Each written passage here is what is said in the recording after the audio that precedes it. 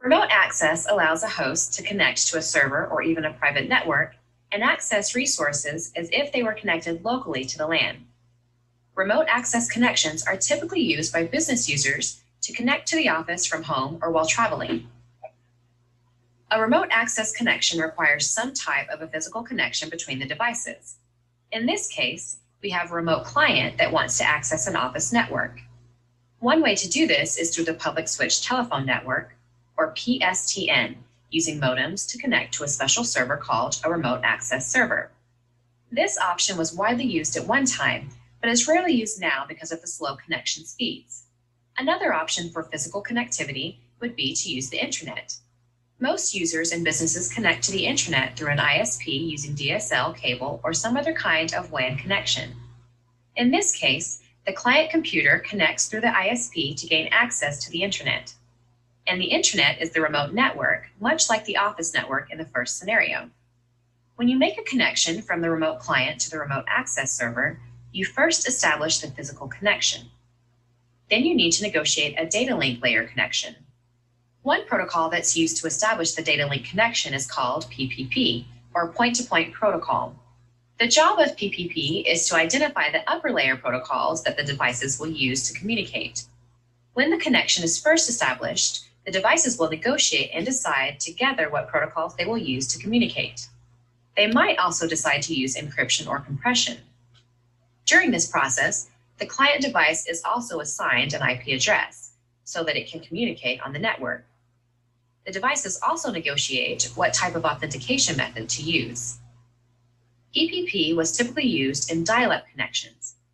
If you're using a modern broadband connection, you're using an always-on Ethernet connection to the ISP. In this scenario, we use PPP over Ethernet, or PPPoE. If we were to look at the protocol stack, we would have IP at the network layer. At the data link layer, we would use PPP for negotiating the connection parameters, then to create Ethernet frames. Those Ethernet frames would be sent from one device to the other device. This device would then take the Ethernet frames and use the PPP information within those frames to identify the protocols to use, such as IP, authentication, and encryption. With a normal Ethernet connection without PPP, the connection is simply established between the two devices. However, using PPP over Ethernet allows the devices to do additional things, such as authenticate and control other parameters of the connection. These tasks typically can't be done on a normal Ethernet connection. The process of communicating over a DSL link is actually a little more complicated than what I've illustrated here. With DSL, I have a computer which runs IP and uses PPP. It encapsulates PPP into PPP over Ethernet. It then uses Ethernet to send those frames to my DSL router. The DSL router actually runs Ethernet on top of ATM, which is a wide area networking protocol. And it also uses another protocol called ADSL, which represents the DSL signal. The signal from my DSL device is sent to a central switching office close to the ISP. The ADSL information is only good for local loop communications and not for wide area networking. So ADSL may be translated by another device into a protocol called SDH or SONET for transmission through a wide area network. SDH is converted back to ATM, which is converted back to Ethernet, in which PPP over E is extracted to give me PPP, and then finally IP. This rather complex method is often called PPP over Ethernet over ATM, ATM being a transport protocol that gets me through a wide area network. Now you can see from these examples that devices don't simply communicate using IP, but rather they use PPP for negotiating communication parameters, and they use various lower layer protocols for transmitting the data through the network. One of the things that happens during the connection negotiation is that the remote client is assigned an IP address. If you're using dial-up, a modem is used to establish a connection. Once the connection is established, this computer looks as if it's part of this network. Therefore, it is given an IP address, which is typically on a subnet on the remote network. In this case, the remote access server is connected to a specific subnet. One approach is to assign the remote client an IP address that comes from the subnet. In fact, you may have a DHCP server on the subnet whose job it is to assign IP addresses to the remote access clients. If this were the 1.0.0.0 network, this computer may be assigned the address of 1.0.0.12 once that connection is established. One problem with this connection is that I'm actually taking a dial-up connection and moving on to a local area network, typically an Ethernet network. So the remote computer gets an address for a subnet that it really isn't connected to. It's instead connected through the remote access server, which is acting as a router. Suppose a device on the private network needs to communicate with the remote access client. It thinks the remote client is on the same subnet and will use ARP to discover its MAC address. But this presents a couple of different problems. First, the device is not really on the same segment, so those ARP requests will not be passed through the router, which is the remote access server, to the device. Second, the connection is a dial-up connection, not Ethernet. The modem does not have a MAC address. Even if an ARP request were able to make it through the remote access server, the remote modem could not respond with a MAC address. In this case, the remote access server uses a protocol called proxy ARP. When a device on this network tries to communicate with the remote device that has the address 1.0.0.12, the remote access server identifies itself as the remote device and responds with its own MAC address. With proxy ARP, frames are sent from the devices on the network to the remote access server. The remote access server then performs layer 3 bridging, where it converts frames into a format that can be sent through the dial-up connection to the remote device. For broadband connections such as this problem doesn't exist. The connection itself is treated as a separate network. The device may be assigned a public IP address, or it may use NAT to translate private addresses into public IP addresses. This negotiation process is also used to determine an authentication protocol to be used. However, PPP does not actually perform the authentication. It simply helps the devices choose which authentication method that they will use. Once the connection is made, then the chosen authentication method is invoked and the devices must authenticate. For a remote connection, several protocols can be used, including CHAP, MS-CHAP, or a protocol called the Extensible Authentication Protocol, or EAP. Both CHAP and MS-CHAP use a form of username and password, but the password itself is not sent between devices. EAP is more secure. It can be configured to support multiple methods of authentication. For example, EAP can be used to support usernames and passwords along with other authentication mechanisms such as using smart card or biometric devices. After the physical connection is established, the communication parameters must then be agreed upon. Then authentication can occur. The next step is authorization.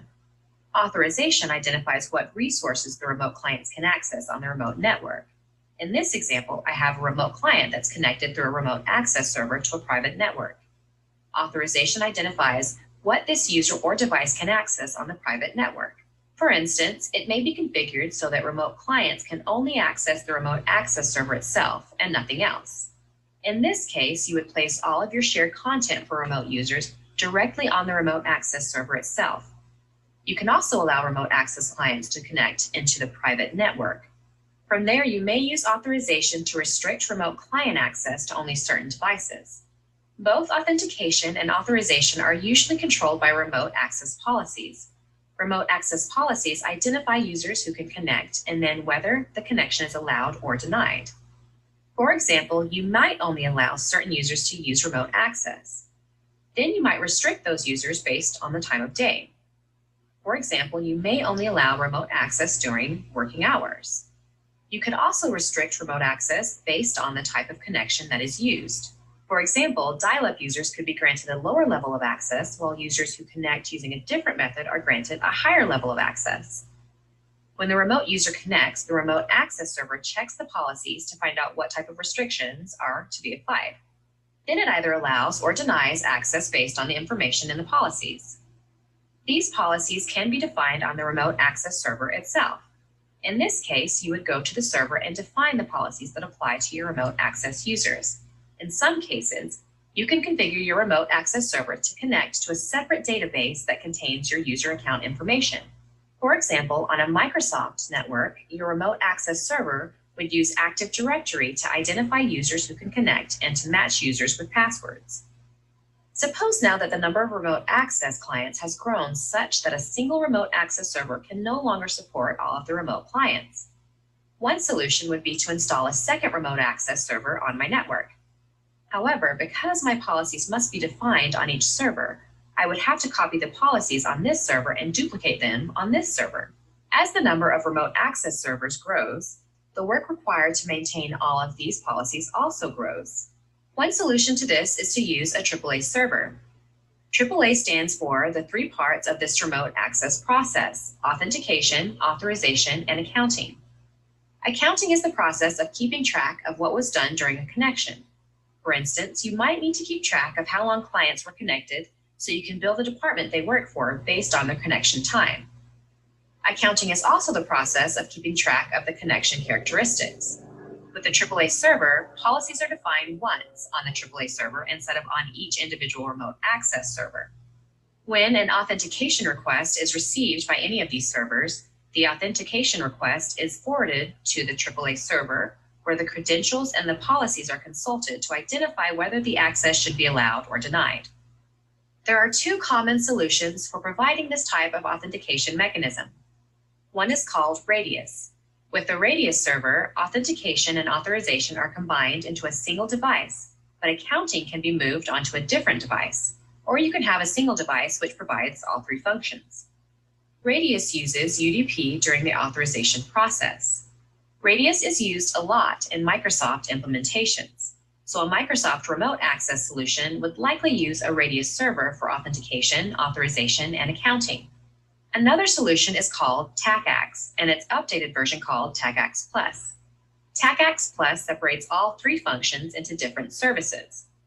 You can combine all three services on a single physical server that provides authentication, authorization, and accounting, but you can also split those services between several different servers. So you may have one server that performs authentication, a different server that is used for authorization, and a third that is used for accounting. Another key difference between TACACS Plus and Radius is that it uses TCP instead of UDP. In addition, TACACS Plus encrypts the entire communication session between the remote access servers and the AAA servers. It also supports more protocols than just IP. TACACS Plus was developed by Cisco and is used by many other vendors. When implementing this type of a solution, the server that provides the AAA services is called the server. For instance, a Radius server is the device that performs authentication, authorization, and accounting. The remote access servers are called clients in this process. So this remote access server would actually be a Radius client that sends the information to the Radius server. The remote access clients are simply called remote access clients. They connect to the remote access server. The remote access server forwards the authentication information to the Radius server, which provides the authentication. Before we end, let's review the process of a remote client connecting to a remote access server. I'm going to take you through this process as if it were a dial-up connection. The first step is to establish a physical connection. Your modem would dial the number for the modem on the remote access server, which would answer the call. The next step in the process is to establish a data link connection and to negotiate upper layer protocols that will be used throughout the conversation. It will also use PPP to negotiate encryption and the authentication protocol that you'll use. Then you'll get an IP address assigned to the remote client. Once the data link layer is established and you have negotiated the upper layer protocols that you will be using, then move on to authentication. Once the authentication process is done, then you move on to the authorization process, which determines whether the connection is allowed, and if it is, identifies the resources you have been granted access to. Once this happens, your connection is complete. You now have a valid connection to the remote access server. At this point, the process known as accounting is used to track your usage. For example, it may keep track of your connection status and how long you've been connected. Okay, that's it for this lesson. To review, we discussed remote access connections. Remote access connections allow a client to establish a wide area connection to a remote server or a remote network to gain access to resources on that server or network. The process involves creating a physical connection, establishing a data link connection where upper layer protocols are negotiated, and then authenticating and authorizing the user to the network. Accounting keeps track of what happens during the connection and may be used for billing purposes.